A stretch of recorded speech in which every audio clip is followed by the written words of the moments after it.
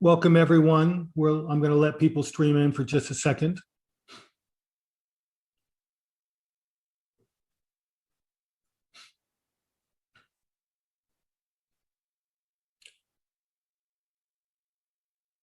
All right, I'm going to start. Good afternoon. My name is David Reif. I'm the director of the School of Journalism and Mass Communication.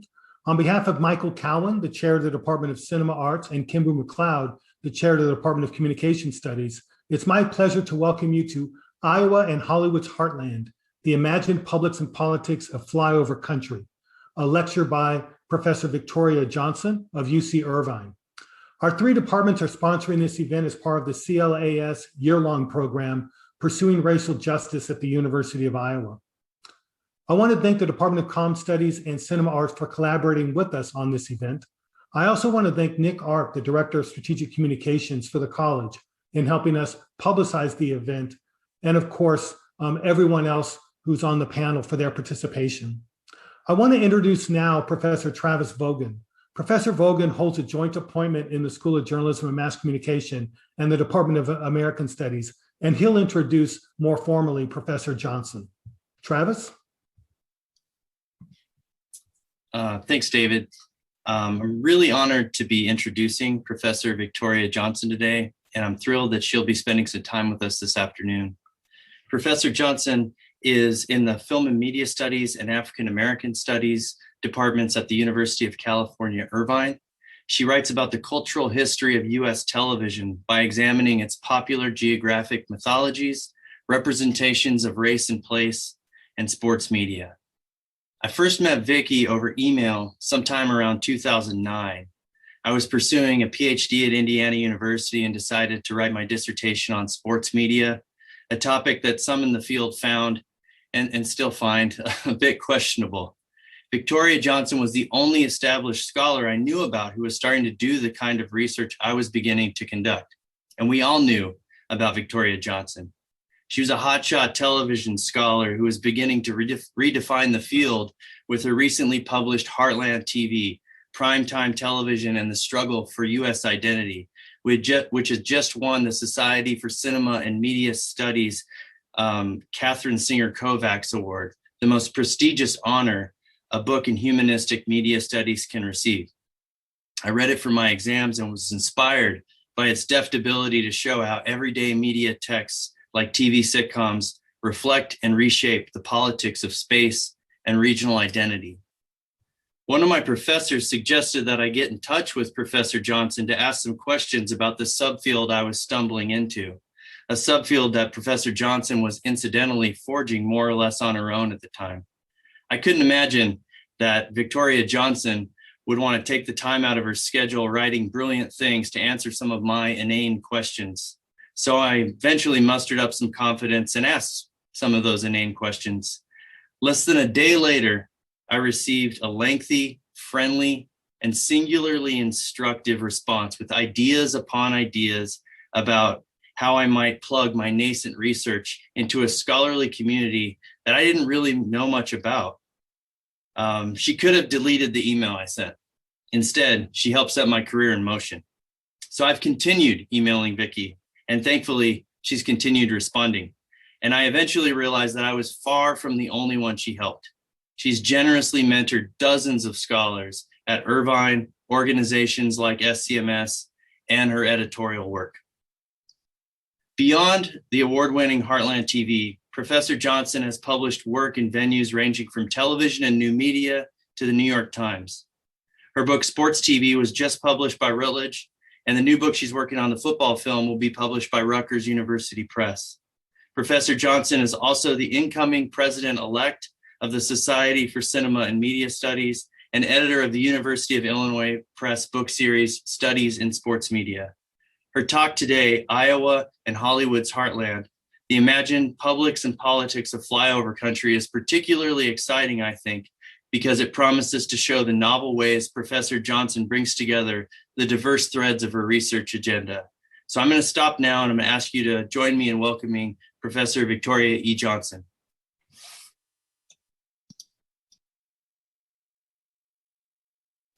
Hello. Thank you so much, Travis.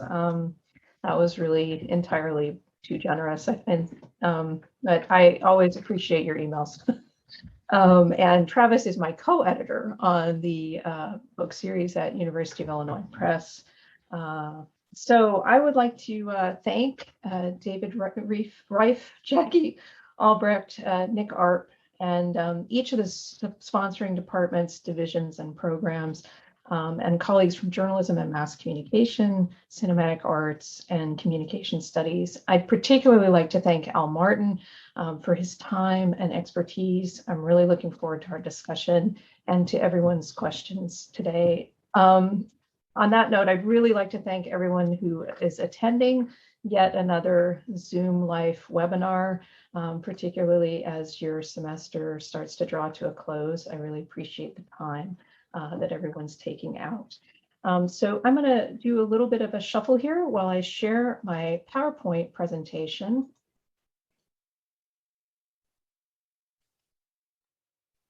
And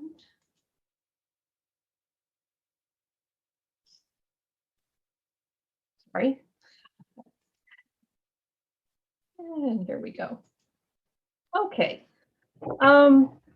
So yes, this talk examines the myth of the Midwest as flyover heartland and the value of this myth to the media industries and broader US culture, particularly as it is energized and privileged as white space during moments of cultural crisis or transition.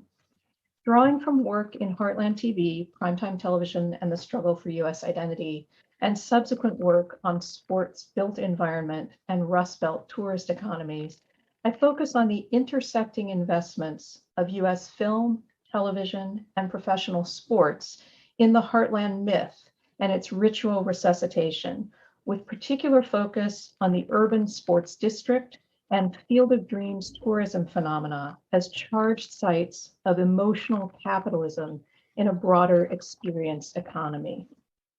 Today's talk ideally represents what all of my scholarly work attempts in always thinking about the media industries, their texts, and publics at particular conjunctures in historical context, as together they inform what we see and why we see it.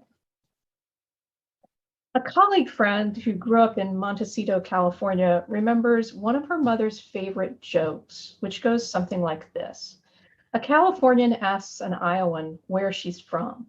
When the woman answers, Iowa, the Californian replies snootily, where I'm from, we pronounce it Ohio. I open with this as a way to underscore what brought me originally to my work on questions of cultural geography and to the study of sports promise of community. I grew up in a university town in Southern Illinois, which was characterized demographically by a largely Black and white population, due particularly to the Great Migration from the South along the Mississippi and Ohio rivers. The region was, until recently, historically represented by Democrat after Democrat. Through high school, we all considered ourselves to be the progressive city kids, particularly when competing in sports and the arts, and especially in relation to what we all knew to be, but were radically unevenly impacted by surrounding area sundown towns. But even in the more arguably homogeneous North Central North Dakota, where I'd visit my grandparents and cousins in the summers, the locals always carved out understandings of identity premised on difference. Indigenous peoples versus immigrants to the land, Norwegians versus Swedes, Lutherans versus Catholics. So I was taken aback upon my move to start graduate school in Los Angeles to be awakened to the fact that while I was expected to be fluent in cultural and geographic competencies of the coasts, the majority of my colleagues from major metropolitan areas on either coast were strangely proud of their inability to discern which I-state I was from, and were in the main deeply unaware of the real diversity of the population and its political commitments in flyover America. That this imagined fixity should be so entrenched among students who were simultaneously embracing theories of postmodern placelessness that were then in vogue seemed particularly jarring. I became attuned to the ways in which the term flyover was thrown around in trade industry press, by industry executives, and by media critics. These interests all came to a fore just as the narrative of red and blue states became widely and grossly simplistically explanatory of political commitments and voting patterns in national media. In Heartland TV, then, I asked how existing mythologies of US regional identity and presumed Midwestern difference and iconicity in relation to an imagined national ideal had actually shaped broadcast law, television aesthetics, and network branding practices. How and why do these mythologies resonate so powerfully in the broader culture, particularly at critical moments of social and political transition? And how do conventional understandings of region significantly depend upon the erasure of populations and places that do not appear to fit the preferred myth? After Heartland TV, I remained focused on thinking about television that was, in a digital era, actually resistant to niching and the increased atomization of much digital platform TV. Where did broadcast TV not only still exist, but actually still thrive? This led me to sports TV, and particularly how sports TV and a broader new media sports order has emerged as a critical framework for imagining shared community and as a route for civic renewal. In a post-industrial economy, sports as media have become mobilized as core to the emotional capital requisite to forging civic identity. And this is where questions of the Heartland myth and a broader sports media ecosystem converge in the growth of the sports-anchored district or urban sports district and in sports tourism, both of which have been embraced as a means of economic renewal and civic reinvention and branding, particularly for heartland locales. At the core of the flyover myth of the Heartland Midwest is the idea that geography, both real and symbolic, is capital. Indeed, the foundational concept that energizes the Heartland myth's historic revisiting and sets an apparent limit to its actual revision is the persistent definition of the Midwest as home of the populist, rural, pastoral American middle. Economic conceptualizations of the region as being both mass, populist, consumer class home and at a geographic remove from market currents, together with policy, entertainment texts, and larger popular discourses, help to form a unity of regional representations that are mutually reinforcing and whose fractured and selective status allows them to be continually renewed and secured, positioning the Midwest as a locus of American populist taste and values. There's a doubled sensibility here. While the Midwestern audience is typically imagined to be low in terms of taste and cultural sensibilities, its presumed averageness is also invoked in ideal terms as reliably majoritarian, unswayed by fads, and therefore allied with stability, traditional values, and the smooth functioning of representative democracy. The flyover heartland myth thus exemplifies selective tradition as theorized by Raymond Williams. This describes, quote, an intentionally selective version of a shaping past and a pre-shaped present, which is then powerfully operative in the process of social and cultural definition and identification. From a whole possible area of past and present in a particular culture, certain meanings and practices are neglected or excluded. This selection is presented and usually successfully passed off as the tradition, the significant past.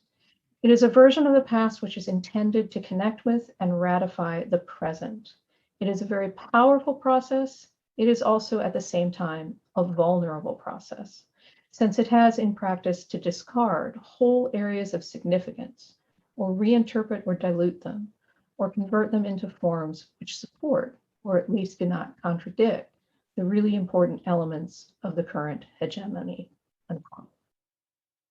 By the late 1920s, coincident with the rise of broadcast networking and growth of national consumer markets, the myth of the US Midwest as heartland began to coalesce around a highly selective set of pastoral values and ideals positively associated with rural life and folk cultural traditions as a national repository for the values of producerism, thrift, and humility. By the 1930s, cities such as Chicago were explicitly considered extra-regional exceptions to the Midwest status quo.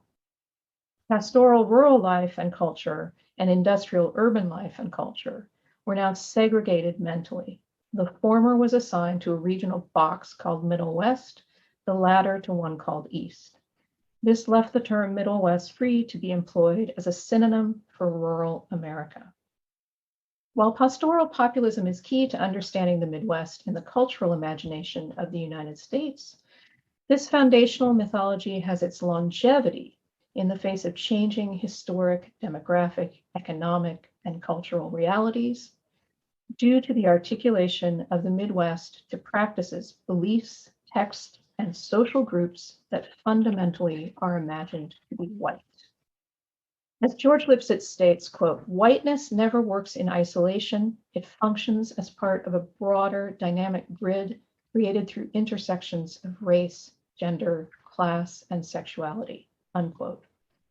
I argue that geography must be added to this matrix and that the persistent association of Midwesternness as white is critical to the region's revaluation, particularly in moments of social upheaval and trauma, as home of authentic cultural populism, traditional US values, and a space of imagined innocence.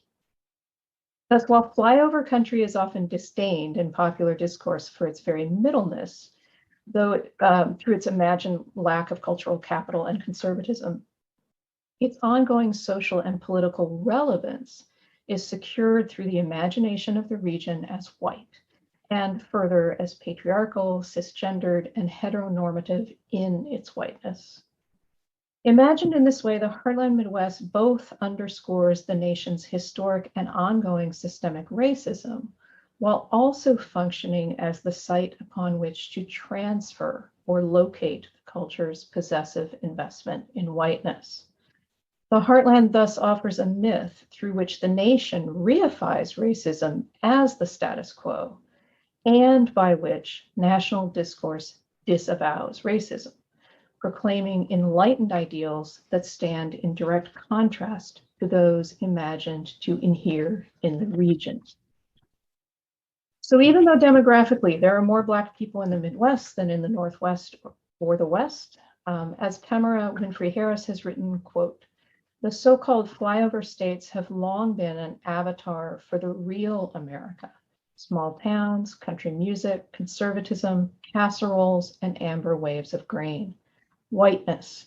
It is that mythologized heartland that pundits seem to think will engender empathy, not the Black families of Milwaukee, the majority Latino community of Dodge City, Kansas, or the strong Arab community of metropolitan Detroit," unquote.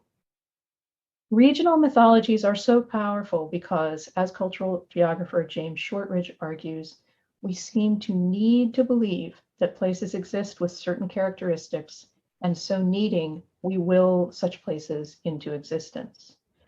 This makes the Heartland a mythology so persistent and appealing, even among people who know differently. But why did these fantasies remain relevant in this moment? For whom and at what cost? What did these imaginations of geography and community efface? And why have such erasures remained so powerful, particularly given ruptures that reveal the Midwest to be far more diversified and complex? This is where I turn to economic rationales and the material as well as symbolic value of the Heartland myth. According to Major League Baseball Commissioner Rob Manfred, the iconic Iowa movie Field of Dreams' enduring message is, quote, "How baseball brings people together in this special cornfield in Iowa," unquote. My most recent scholarship has been dedicated to considering sports' intimate, affective, and social communal significance in everyday US life in order to think through how shared community is now fundamentally imagined and defined through sports. Here I'm indebted to Brett Hutchins and David Rao's conceptualization of the new media sports order, a media sport economy in which we must think less in terms of the long-standing relationship between sports and media, and more about sport as media. For Hutchins and Rao, this transformation to sports as media happened within a broader leisure framework that has accelerated since the mid-1990s. This transformation is part of a broader constellation of transitions in the economy, urban planning and design, and changes in media technology and the business of sports leagues and their franchises.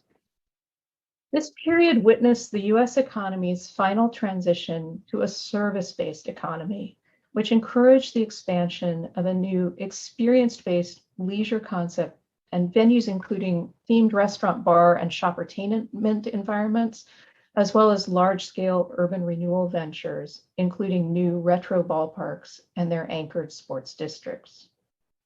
Simultaneously, this period saw the introduction and wide public installation of HD TV, whose aesthetic advances were largely promoted through sports broadcasts.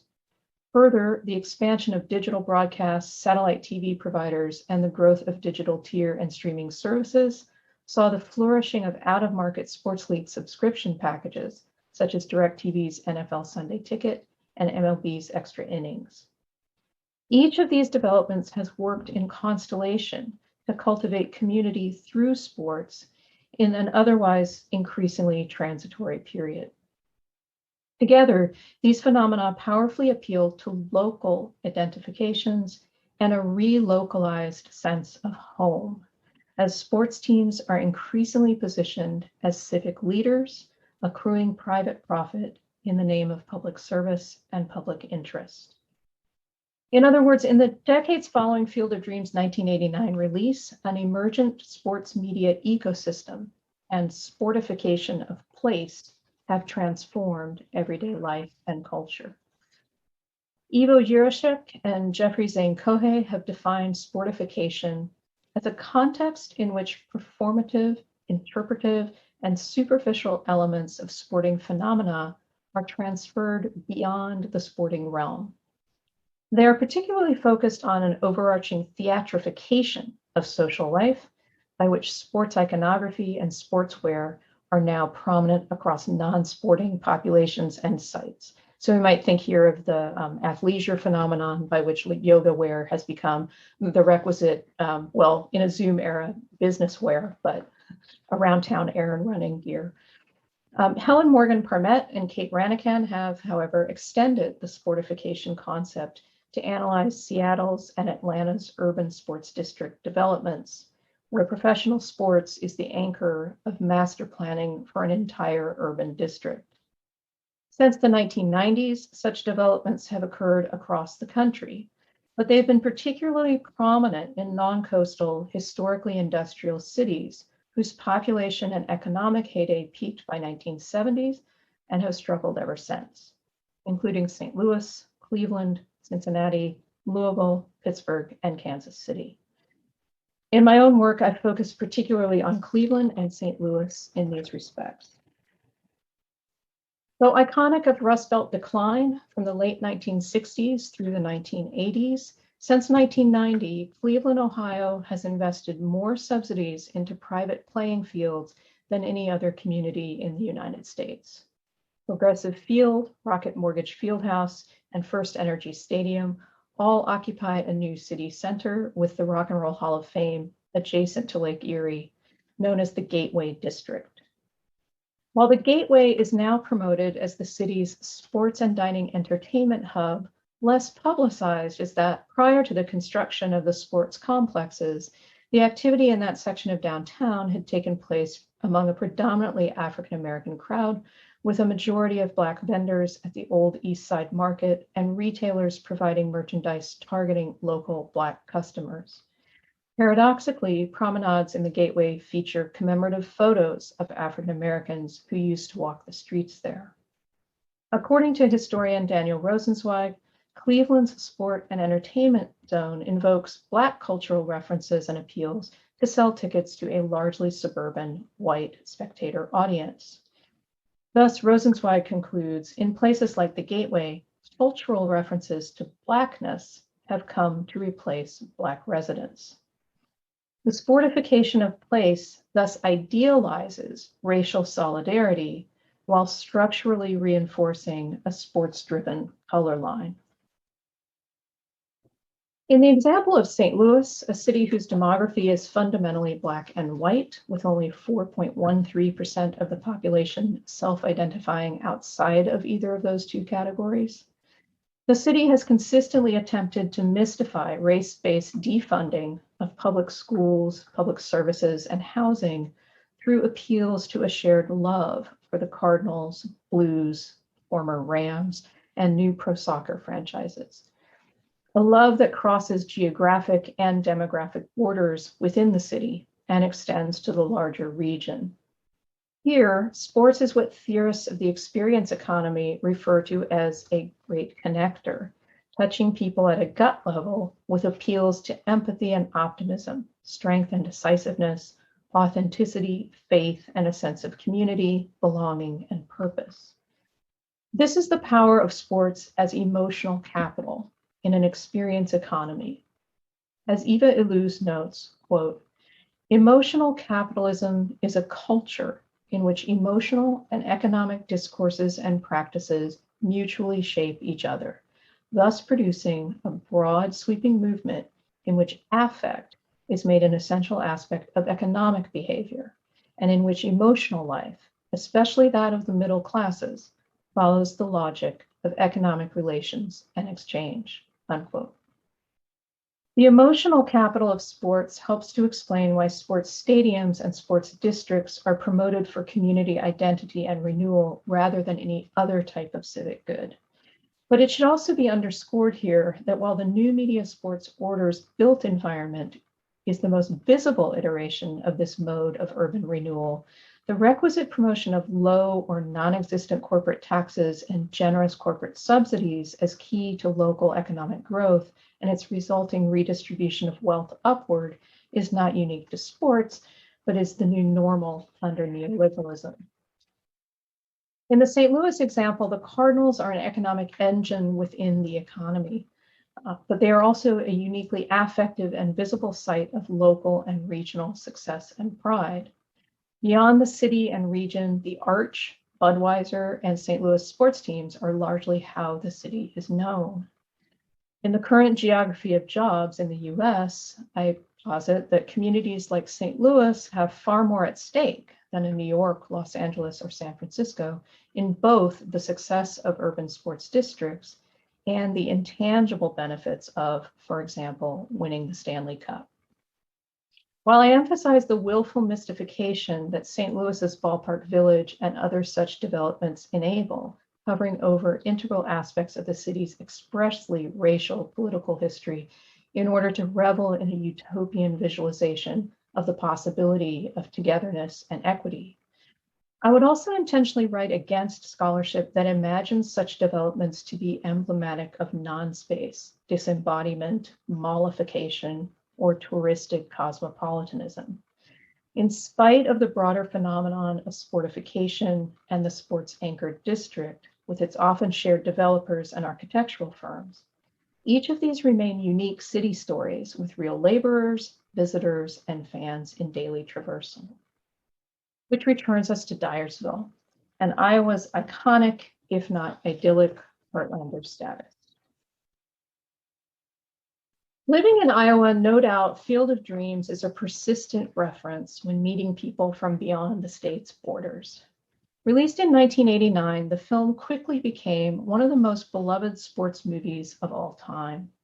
For those of you born long after the film was released, Field of Dreams tells the story of Ray Kinsella, his wife, Annie, and their daughter, Karen, who are making ends meet farming corn outside Dyersville, until Ray hears a voice in the corn whispering, "If you build it, he will come." Ray soon sees flashes of a baseball field in place of the corn and confesses to Annie that he's scared to death he might be turning into his father, who never did one spontaneous thing in all the years Ray knew him. Thus, says Ray, I want to build that field. Once the field is built, Shoeless Joe Jackson of the notorious Chicago Black Sox, the team that conspired to throw the 1919 World Series, appears out of the corn, noting there are others. Soon the voice returns, urging Ray to ease his pain, which leads Kinsella on a quest wherein he effectively kidnaps former 1960s radical writer and Black activist Terrence Mann to embark on a road trip back to Iowa, gathering up another player along the way. Ray must ultimately choose, lose the farm by keeping the baseball field. The crucial decision comes through the wisdom of Ray's child, as it is then re-articulated by Mann. So I want to show you this sort of crucial sequence at the end of Field of Dreams. Daddy, we don't have to sell the farm. Karen, please. Just wait. Wait. People will come What people, sweetheart? from all over. They'll just decide to take a vacation, see? And they'll come to Iowa City. You'll think it's really boring, so they'll drive up and want to pay us, like buying a ticket. You're not seriously listening to this, are you? Yes. Wait a minute. Why would anybody pay money to come here? To watch the game. It will be just like when they were little kids a long time ago. And they'll watch the game, remember what it was like. What the hell is she talking about? People will come. All right. This is fascinating, it is.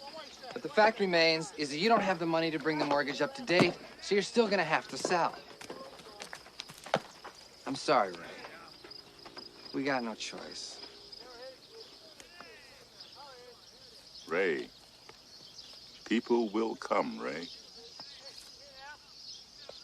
They'll come to Iowa for reasons they can't even fathom. They'll turn up your driveway, not knowing for sure why they're doing it. They'll arrive at your door as innocent as children, longing for the past. Of course, we won't mind if you look around, you'll say. It's only $20 per person. They'll pass over the money without even thinking about it. For it is money they have and peace they like. Ray, just sign the papers. And they'll walk out to the bleachers. Sit in shirt sleeves on a perfect afternoon. They'll find they have reserved seats somewhere along one of the baselines, where they sat when they were children and cheered their heroes. And they'll watch the game. And it'll be as if they'd dipped themselves in magic waters. The memories will be so thick, they'll have to brush them away from their faces. Ray, when the bank opens in the morning, they'll foreclose. People will come, Ray. You're broke, Ray. You sell now or you lose everything. The one constant through all the years, Ray, has been baseball. America has rolled by like an army of steamrollers. It's been erased like a blackboard, rebuilt and erased again. But baseball has marked the time. This field, this game, is a part of our past, Ray. It reminds us of all that once was good, and it could be again. Oh, people will come, Ray. People will most definitely come. Ray, you will lose everything. You will be evicted. Field of Dreams' understanding of both baseball history and U.S. history is notable for what is erased. Black Sox players are all here recuperated as idealized athlete heroes, with no discussion of the scandal itself beyond its banishment of Shoeless Joe from the game he loved, hence his restless ghost searching for another chance to play. I'd have played for nothing, he says. The Negro Leagues are also absented from history here.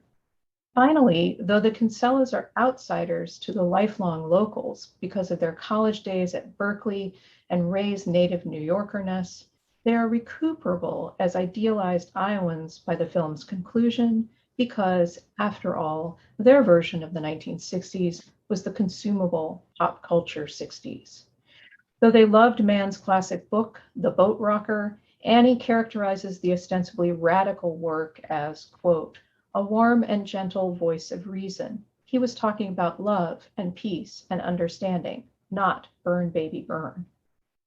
Further, the Kinsellas may not have been native to or once briefly left Iowa, but they chose to leave the coast to properly come home. In this respect, one of the fascinating absences in most all critical analyses of Field of Dreams is that Ray, in particular, is portrayed as a weirdo outsider in Iowa for all but the final 10 minutes of the film. Indeed, Field of Dreams presents its audience with both versions of the Flyover Heartland myth. It is a potentially bigoted, backward provincial place characterized by intolerance in the form of those who can't accept that non-native Ray would know anything about farming and who would ban Terrence Mann's book from schools. It is simultaneously, and in the end, fully a pastoral utopia, heaven even, iconic of idealized American values and childlike innocence and wonder, as ultimately embodied by the Kinsella family, its homestead, and the home field. Ray's acceptance of himself as Iowan and his transformation to iconic embodiment of Heartland heroism, however, is enabled only through his acceptance of the market logic initially voiced by his daughter, as it is then rearticulated and licensed by the former, or reformed, Black radical, followed by his literal disappearance into the mist, consumed by the corn. Thus, Field of Dreams' imagination of both Iowa and heaven is one in which white pleasure and economic survival, as paired phenomena, require the erasure and eradication of Black history, Black geographies, and Black people. As Bill Brown has written, though Terrence Mann might remind us of baseball's infamous history of exclusion, he instead imagines the game as permanently inclusive and provides a way for former radicals to emerge as Americans through embrace of a capitalist dream. Following its 1989 release, Field of Dreams put Dyersville, Iowa on the map for legions of the film's fans. The field, farmhouse, which is available to rent, souvenir shop, and exhibits on site also have an economic spillover for museums, retailers, restaurants, a brewery and winery, and leisure activities in both Dyersville and Dubuque. Though a massive youth sports complex, the All-Star Ballpark Heaven is planned for the site to rival Cooperstown's youth travel team and Little League World Series complex, the summer of 2021 will bring Major League Baseball and a temporary MLB official stadium to the site. Postponed from a planned 2020 matchup, the August 12th game between the Chicago White Sox and the New York Yankees was, pre-COVID, expected to bring over $9 million in revenue with plans for 4 days of concerts, exhibits, and other events, along with the 8,000 spectator Twilight game. Fans will walk to the stadium along a pathway through the cornfields and by the original Field of Dreams movie site. Major League Baseball here joins the National Hockey League in relocalizing big league teams to smaller venues that rhetorically restore the love of the game and a childlike wonder and innocence to major market, radically commodified sports. Further here, however, arguably, Major League Baseball has, since the 1990s, actively rewritten baseball's history and mythology to be a heartland game, rhetorically moving its epicenter from the coast to the Midwest and Southwest in the same era that the sport itself has become overwhelmingly white. This move is reinforced in the urban sports district's retro-nostalgic ballpark designs, recalling pre-civil rights era stadium architecture, carving pastoral sanctuaries into central business districts. During the COVID pandemic, urban sports districts and sports tourist destinations have become ghost towns.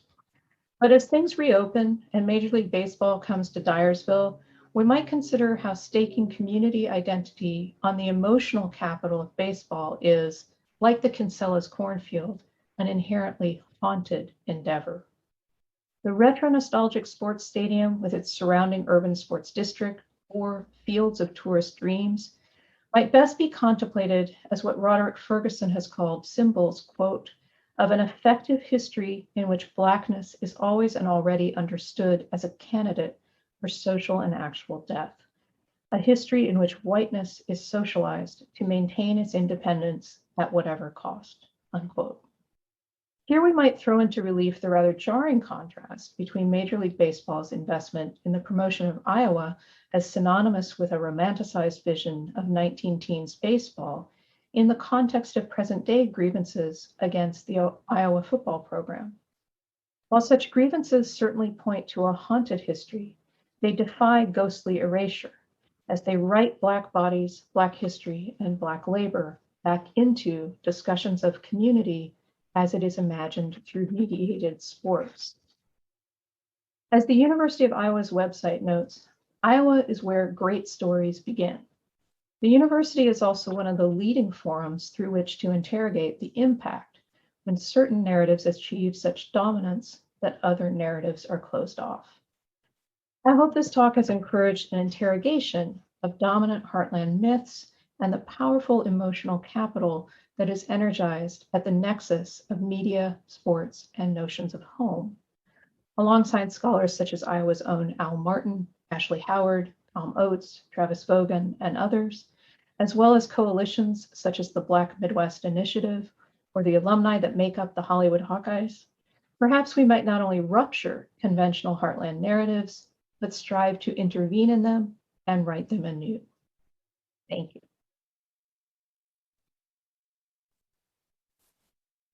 Thank you, Dr. Johnson. My name is Kimbrew McLeod. I'm the chair of the Department of Communication Studies. And it's my pleasure to introduce Assistant Professor Alfred Martin, who will be responding to Dr. Johnson's lecture. Professor Martin is a whirling dynamo of a media studies scholar. He has published articles in the International Journal of Cultural Studies, the Journal of Cinema and Media Studies, Communication, Culture, and Critique, Feminist Media Studies, Television and New Media, Popular Communication, and on till the break of dawn. Most recently, as in a couple weeks ago, Indiana University Press published his book, The Generic Closet, Black Gayness and the Black Cast Sitcom, which draws on interviews with credited episode writers, key showrunners, and Black gay men to counter the perception that the Black community is considered to be anti-gay, an assumption that's based in part on people's misinterpretations of Black cast sitcoms such as Moesha. More generally, Dr. Martin's research unpacks the complex interplay between media industries and audience reception through the lens of television and film studies, critical and Black studies, sexuality and gender studies, and audience and fandom studies. When not sharing his knowledge with University of Iowa students, both graduate and undergraduate, he has been interviewed in media outlets such as NPR's Marketplace and the Washington Post. So without any further ado, I give you Dr. Alfred Martin. Thank you very much for that wonderful introduction, Kimbrew.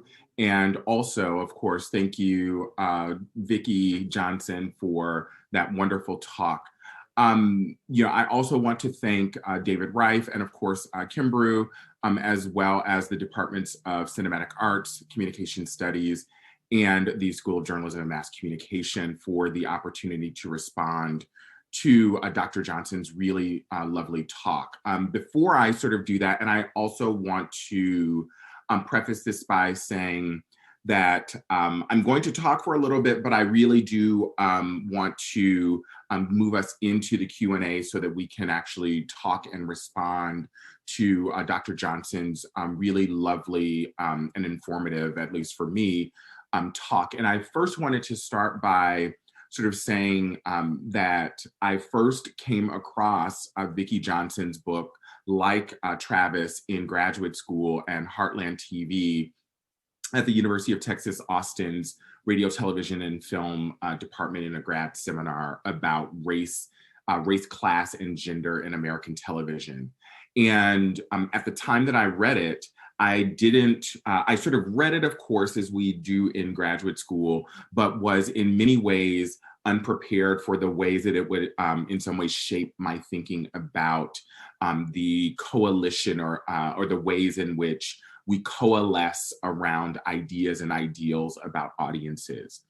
And then I had the pleasure of meeting Vicki in the halls at SCMS, where I go almost annually. And then I also will have the pleasure of serving with her as a board member at large of SCMS. So that is all to say that the idea of responding to Vicki Johnson today is really, for me, an honor. So I want to sort of tease out a couple of things that Dr. Johnson talked about rather today. And importantly, I want to sort of start with a story. And that is, I had a student at another institution who was from Los Angeles, and he was talking to me about this notion of flyover country and the idea of the coasts of the US being these sort of imagined very liberal spaces, and then everything sort of between the coasts was understood as not only white, but by extension racist. Certainly, when we think about Minnesota, we think in some ways in television discourse, at least I think of St. Olaf, Minnesota and Rosen Island, and the kind of wholesomeness that we think about Rosen Island. At the same time, as many of us have been thinking about today, when we think about Minneapolis and the Derek Chauvin verdict that came down today, we sort of brace for this idea of uprising. And so Minneapolis, in some ways, gets separated out from these ideas and ideals around sort of what Midwesternness is, and what we often like to say, not only as a country, but what we could in some ways also say about Minnesota is that, and the Midwest by extension, is that when things like police brutality in places like Minneapolis crop up, this is not who we are, becomes the refrain. So in the talk today, Johnson talks about this sort of double sensibility, this Midwestern audience being imagined as lowbrow and average. And she starts the talk by talking about this joke about the way that Iowa is spelled is OHIO, and this sort of nondescriptness of the Midwest, and this way that we can think about it as this sort of large blob that means sort of everything in one way and nothing in another, very much similar to whiteness. My family, when I got married here in Iowa, wondered what was in Iowa outside of cornfields.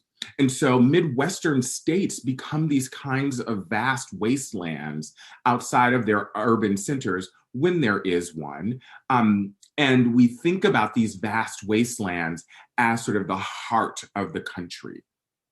At the same time, every 4 years, to borrow from the merry murderess Roxy Hart in Chicago, the name on everybody's lips is going to be Iowa.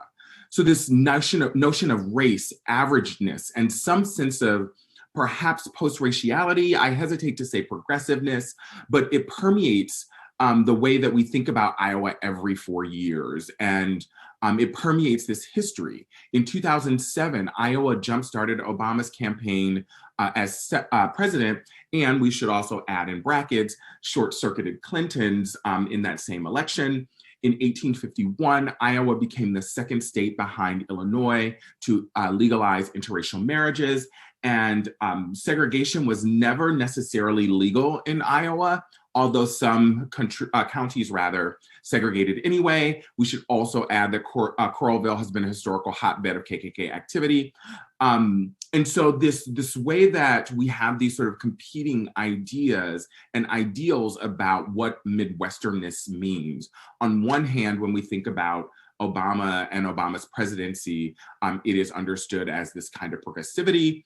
At the same time, when we're thinking about things like Field of Dreams, it becomes about this vast pastoral wasteland in some ways. And so Johnson also talks about the Heartland offering us this idea of the national myth that reifies racism as the status quo. So it at turns disavows ideas and ideals around racism at the same time that it proclaims these enlightened ideals that stand in direct contrast, as she says, to those imagined as endemic of the region. And so the Heartland myth becomes about these traditional values that are also within the framework of traditional values are about a selective tradition. And so it ignores, as Johnson points out, notions of Black migration to places like Detroit, Chicago, and Kansas City.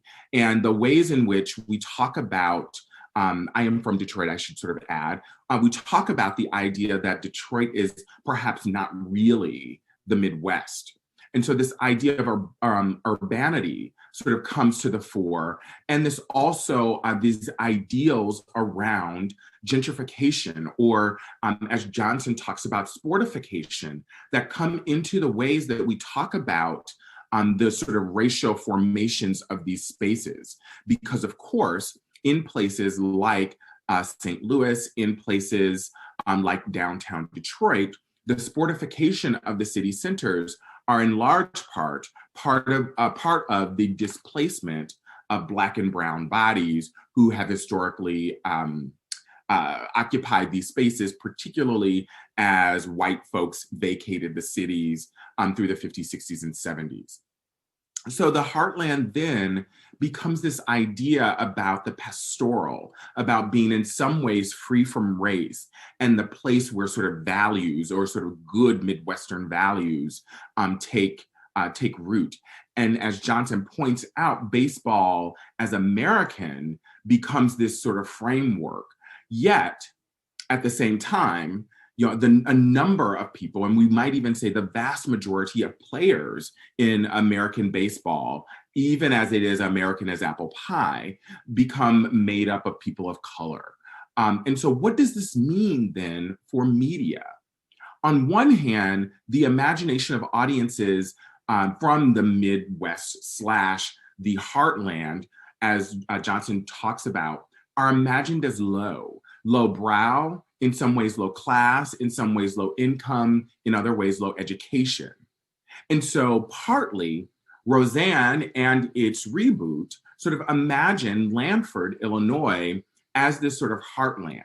At the same time that there is the inclusivity of Black and brown people in Lanford, it sort of works in some ways because it imagines this space of Lanford, Illinois, as partly post-racial, because it sort of kumbayas around ideas and ideals around class. And so the reboot of Roseanne and now the Connors is partly about sort of recentering this Heartland viewer, recentering and giving material to what was understood as the Trump viewer. It's imagined then as being positioned, the Connors, that is, are imagined as being positioned as nowhere near the sophistication, the education, or the income level as the Tony folks of Modern Family, who are nestled safely in suburban LA, and very clearly in suburban LA, not in LA proper. We also see this kind of imagination in a short-lived series called Normal Ohio. The idea of the normalcy of a space in Ohio that on one hand talks about its sort of Midwestern values on one hand, but also looks at the ways that we might want to normalize white queerness as one of the features of America's heartland. So a couple of questions that I'd like to talk about and to pose to Dr. Johnson as we move into the Q&A is, Partly I'm interested in sort of the idea of sport as not only, as you argue, mutually shaping, but America, and by extension, the idea of sports as American, but by extension, it's also partly religious in its fandom of sports. And I'm in particular thinking about sort of like the Cubs versus Sox in Chicago fandom. And so how is that ultimately useful to and for the heartland to in some ways think about sport and the fandom around sport in these kinds of religious terms? I'm also interested in talking through what does a reconstituted, reclaimed, and remediated, rather, heartland narrative look like? And how might we rupture these ideals around the heartland myth? And then the last piece is that if we understand generally that 18 to 34-year-old white folks with expendable income are the most desirable for advertisers, how are these heartland demographics useful to and for advertisers and by extension media makers? So I am going to pause there so that we can turn it back over to Dr. Johnson, and then we will soon get to your questions. Thank you, Professor Martin, for that. I want to remind people that if they have questions, please put them in the Q&A box. We'll be able to see the list, and I'll be answering questions or asking questions of Professor Martin and Professor Johnson as they come in. Professor Johnson, do you have, while we're waiting, do you have a reaction to Professor Martin's queries? Yes, thank you so much for that, Al. Although I miss seeing your face, I'm glad to see your cover too. All of a sudden my camera went fuzzy on me. Hold on. Actually, wonderful to us, Vicki. Those were fantastic. Those are really, I really appreciated that response. You know, as you know, I wrote about the first iteration of Roseanne in the Heartland book, and was always struck by her commentary about her interactions with the industry in terms of her own imagination of Lanford as being inherently diversified, but mostly the demography of Lanford being diversified around, as you say, like clustered around class, right? So that, you know, this sort of diversity of folks working together in the factory and bowling in the bowling league and playing poker weekly. And that's something that the reboot continues. And of course, then, you know, the whole rhetoric around Roseanne and her departure being very much like the ways in which the show itself sort of runs up against her real world persona nowadays. So yeah, that's a really nice thing to bring in. And I think also, I love the Rose Nyland reference. And, you know, my own thinking in that, in terms of Minnesota-ness and TV history, has always been around Minneapolis as being this, you know, imagined as a very hip, urbane space through the Mary Tyler Moore Show, right? So, and how, you know, the ruptures I refer to are these like historical ruptures, and such as the reality of Black death and murder in a space like Minneapolis and all over the country, right? So not just on either coast. And the reality that there are Black folks in Minneapolis, which I think to a lot of the US population seemed surprising somehow last spring. So your questions about, so on sport and religiosity, this is a fantastic question, and there's a wonderful literature about this. There are scholars who've absolutely written about sport as a secular religion. There's a wonderful new book that I reference in this talk.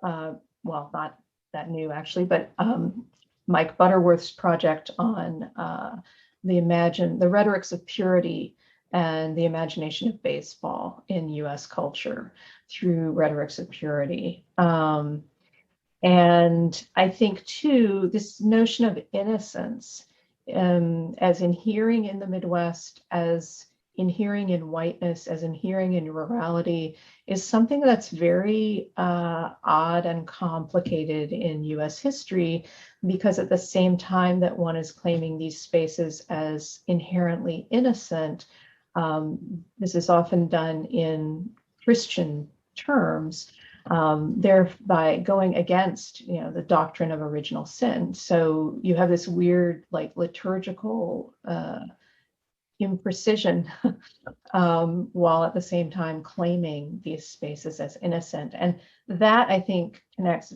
very much to your point that this is not who we are.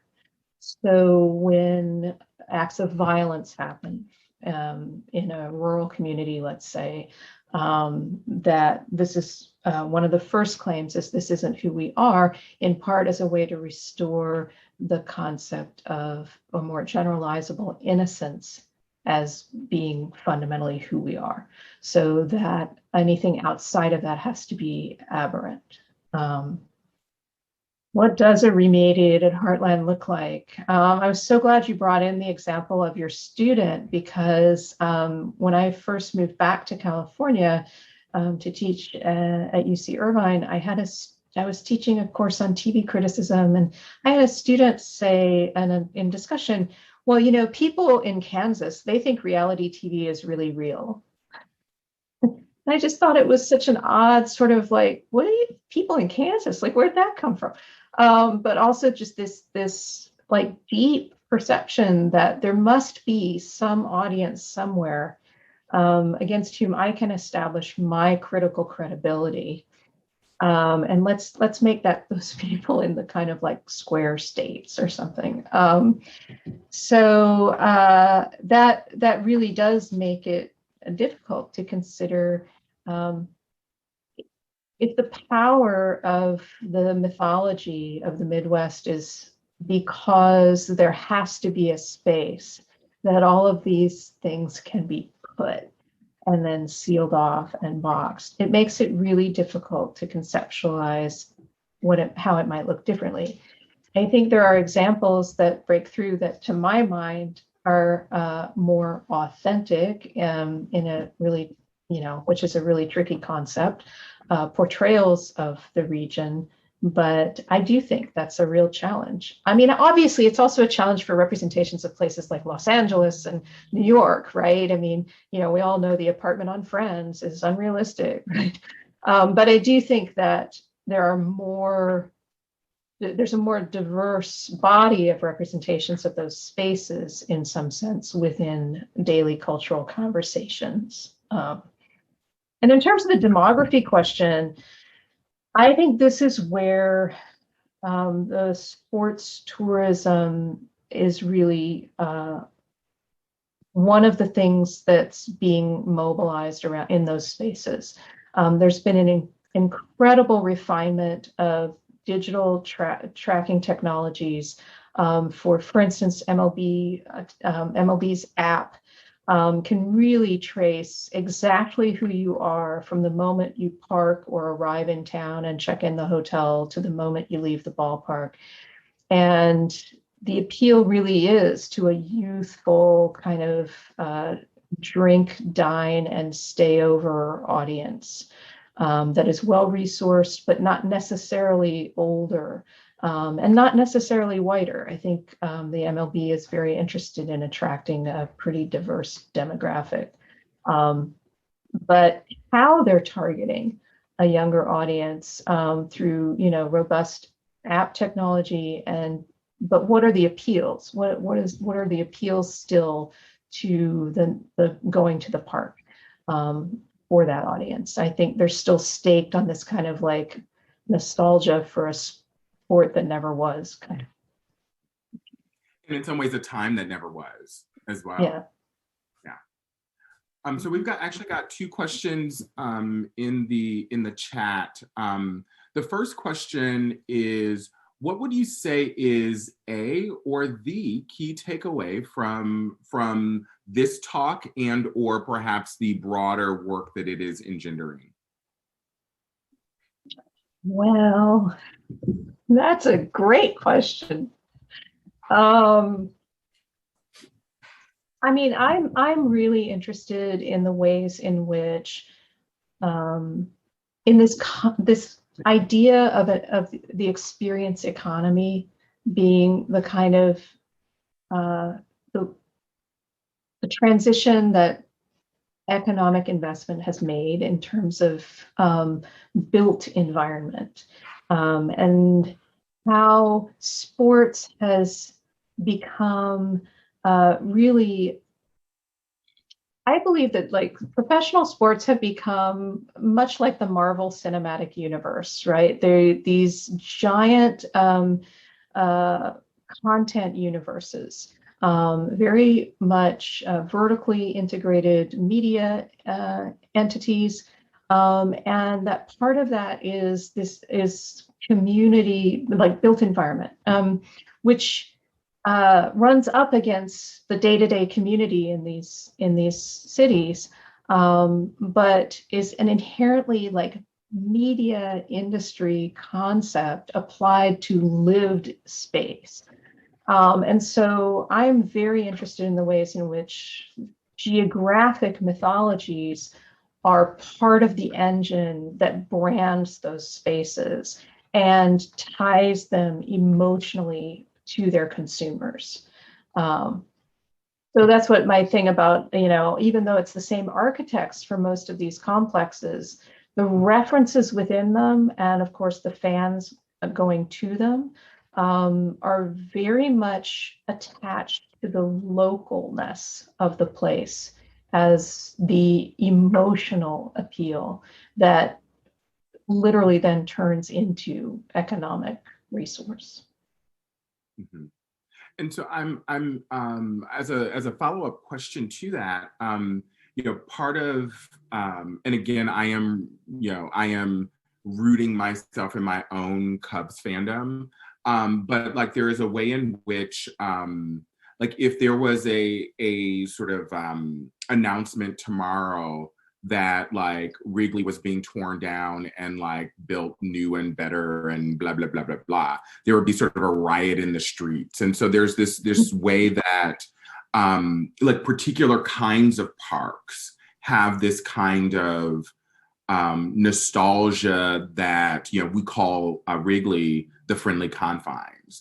And so could you talk a little bit more about sort of to extend out that talk about sort of architecture and sort of how fandom gets sort of fandom and sort of heartlandness gets worked out in those ways in the sportification as well?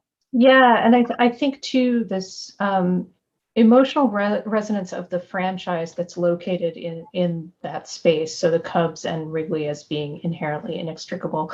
One of the things that's really interesting about these developments, which now of course all around Wrigley is this kind of development too, right? So you retain the history of the space, but you also throw in all of this new kind of shoppertainment stuff around it that didn't used to be there.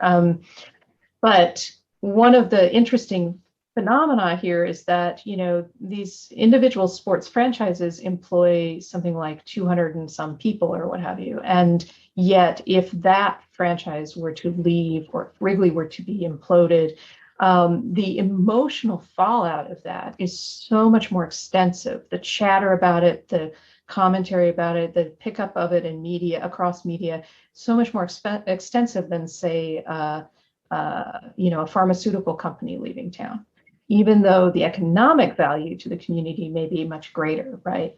And in terms of those spaces themselves, and this is something that, I think Butterworth speaks of as pastoral sanctuaries. And there's been some great work on Cub fandom in particular in terms of the community of fans that grows up together generationally across generations by sitting in the same section of the bleachers, right?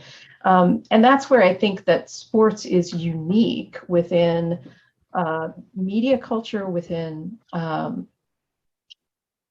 everyday life and fan culture, that there's an emotional resonance to it that is handed down, that is very much rooted in place, that's completely different than a lot of other fandoms. I think something like rock music fan or music fandom comes close. But yeah, I'll stop there. All right, and a question from Tim Havens. He says, first of all, he says it was a wonderful talk, but he says it seems as though nostalgia is central to the function of sports media and the reproduction of whiteness.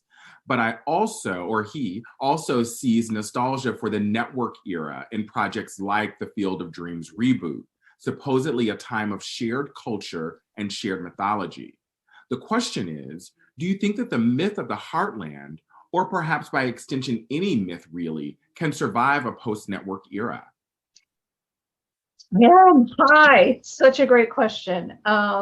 Yes, and in fact, I think that streaming services such as MLB Extra Innings actually doubled down on this, because they allow those who've been flung far from home, or what they identify as home, their home market and home team, to access the home commentators. Used to be actually the local commercials as well, which definitely plugs into a kind of nostalgia, but also allows for a reversal of what's usually talked about in the sense of placelessness in streaming media era. It allows actually for the those who've had to leave the home region for work or what have you, to reconnect with home in a really powerful way around those notions of a kind of broadcast era nostalgia, because you can receive those feeds through the streaming technology. That said, you have to have the income and technological access to do so. But when has it ever not been thus? Yeah, one of the things that I'm going to actually return to the questions here shortly, because we've got two other really good ones. But part of one of the things that I'm also sort of thinking through is this kind of economic consideration, and the cost of going to a Cubs game, for instance, is much more than it was or has been historically. So my husband actually grew up on a farm here in Iowa, and they didn't really have any, much money. And so they would actually go to, a Cubs game, and he actually has a Cubs ticket that I think was like $1.65, which in some ways is still sort of a lot of money in those dollars. But, contemporarily, we think about like how much more expensive, a hot dog and like getting to the Cubs game and actually parking your car in Wrigleyville becomes. So to what degree is sort of like this sort of heartland myth around sport sort of also like partly mythologized as sort of flyover, but also like well-heeled kind of? Absolutely, absolutely. And I think the other paradox of that is the sort of active shutting down of minor league parks that are so integral, and minor league franchises that are so integral to much smaller markets, and one could argue really do represent and embody the kind of fantasy that's portrayed in Field of Dreams. And those are rapidly going away, in part because of the vertical integration of the league around like media interests. So it's really, on the one hand, there's this promotion of the Field of Dreams game, while at the same time, really small market minor league clubs have been basically banished by the league, disconnected from the league. And yes, now part of the big appeal or promotional appeal anyway, of the urban sports district is if in the 1960s, the egg crate stadiums were built with freeway ramp access to completely avoid the city center and allow suburban fans to come in and feel safe, then the urban sports district has largely been staked on the return of empty nesters with considerable resources to downtown neighborhoods. So yes, this is, and of course the economics of going to a game, as you mentioned, it's a big deal. And especially, I guess, this season, apparently it's almost impossible to get a ticket for any kind of reasonable price because, of course, the more limited seating and all of that. So yes, it's a very well-heeled fantasy, but I think that taps in very nicely to, to whom these mythologies do appeal, right? Whose childhood is being restored, right? Right. So the next question sort of comes back to, or comes to rather, ideals about masculinity in sport. And so do the broader demographic appeals that you're talking about with respect to thinking about how not only the Heartland myth is hailed, but also how to whom it is hailing. Does it include broader appeals across gender? And if so, how? So in other words, are we trying to get like women and queer folk as well? Or is it still sort of, is this sports myth still a sort of masculine myth? I think overridingly, yes, still masculine myth, but again, as pointing back to your earlier question about 18 to 34-year-old and younger, more diversified demographics, you see Major League Baseball, again, I think in a way that's much more similar to entertainment studios, appealing to a broader based demographic through themed nights such as Pride Night, right? Or first responder, nurse night, and things like teacher night, which is overwhelmingly still K through 12 teachers are still overwhelmingly female, and also through the micro targeting of folks who use the apps and engage them. So the kind of ad stream that I might get as opposed to my husband, for instance, is very much about questions of demography and making sure to tweak those appeals. And there are only, I believe, now 3 baseball franchises who have not had a Pride Night. That may be down to 2, but I think there's 3. And then of the 2 or 3 that you think that there have been, are those located in the Heartland? That didn't have, because there's been like two franchises who, there have been like 2 franchises who haven't. One of which is the Anaheim Angels right down the road from me. And I thought it was actually one of the New York clubs, but I don't want to misstate. Okay. Yeah. But it is but elsewhere, like Kansas City, St. Louis, Minneapolis, they've all had them. Okay. All right. Yeah, I was really just Which was mostly a movement that actually, I believe, was initiated by the National Hockey League by partnering with the You Can Play organization, and has been since taken up by other sports. All right. The last question that we have, and certainly I want to encourage folks who do have questions, if you do have questions, to put them in the chat box. But the last live question that we have here is a sort of big question. And in some ways it feels a little mic droppy, but like, we'll see. How would you recommend taking action in rupturing this Midwest mythology as a college student? And in the parenthetical is like, other than telling me to go get a job in the industry. I don't think you have to go get a job in the industry. I think like the Daily Iowan is doing it on the daily. I mean, I think that the stories we write, the people we talk to, if not in the industry, community radio show, campus radio show, or dorm, government. I mean, there's all kinds of ways to shift the script. I mean, frankly, just talking with roommates and changing people's perspectives is absolutely like how it gets done, just day to day. So yeah, and I think reading widely, and like this, the Black Midwest Initiative is a consortium of scholars and artists, and I think regularly, I know regularly publishes great material that's from the Midwest, featuring voices that often aren't thought of as being of the Midwest. And so, keeping one's eyes peeled for film festivals and possible ways to get involved in those kinds of programming and just inviting those voices to campus ends up really making a difference, I think.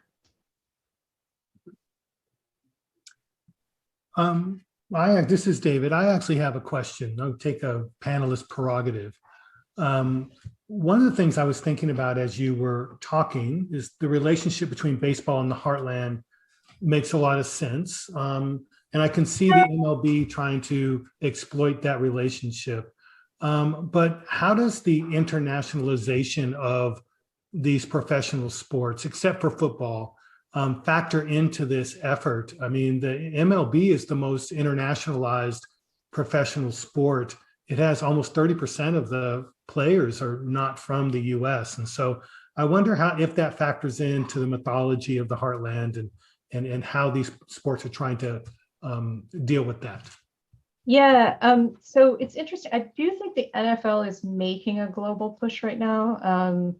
It hasn't been as successful, I mean, after they shut down NFL Europe, but they have explored exhibitions in China, Mexico, and the UK, and are definitely interested in expanding to London. So that'll be very interesting to track. As far as the MLB, yes, it's the players are very much an international demographically, although I believe the current statistic on African American players is something like 7% of the league. So at the same time that African Americans have sort of been pushed out of baseball, and we can talk about the ways in which defunding of public sports programs has encouraged that, that the league has turned to these kinds of nostalgic imaginations. I think you can make the case that in terms of a kind of historic Heartlander ethic of outreach in terms of church culture, for instance, to international outreach, that the league in some sense operates as a kind of paternalistic outreach entity in relation to, for instance, the Dominican Republic and other venues. Real Sports, by the way, on HBO did a terrific segment on that. So yeah, I think it's not out of line with the broader mythology, which I also see as a very kind of spatial and, as Al mentioned, historic kind of nostalgic thing. I would say too, nostalgia is definitely key to it, but there's something about, and I have not figured out how to talk about this smartly. I've been troubling over it for about a decade now, which is the concept of the sincere. So not authentic, not nostalgic, but this like desire for a sincere space, for sincerity, and the idea that somehow the Midwest is an inherently sincere space, which I think got weirdly taken up in terms of questions of media and what wasn't fake, in the sense that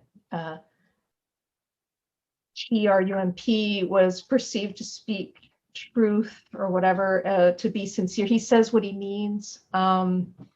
And so in any event, I think there's something about the more philosophical concept of sincerity that is also integral to our understanding of the Midwest.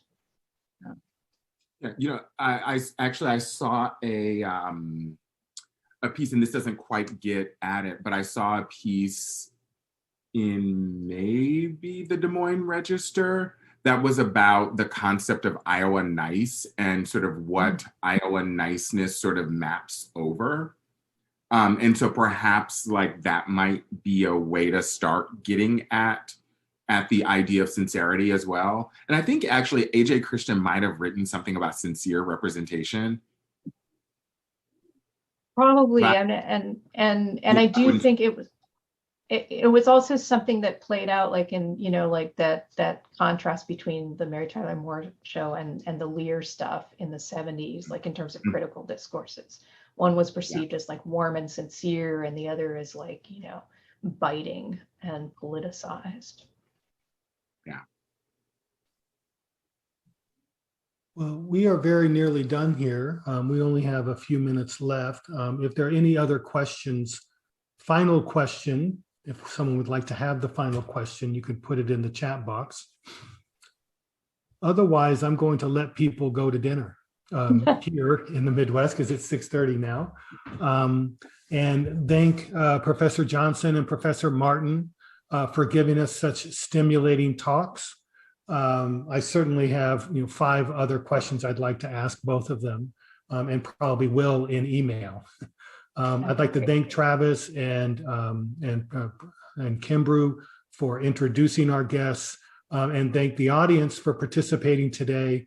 I think this has been a really interesting, exhilarating event, and a special thank you, of course, to Professor Johnson for preparing such a fantastic talk. With that, I'm going to close the event and thank everyone for coming one last time. And I hope you have a good evening. This program has been recorded, and we're going to make it available for those of us in our community who weren't able to attend. Thanks again, everyone, for coming. Thank you so much. Bye, everyone. Thank you, Al. Bye, everyone.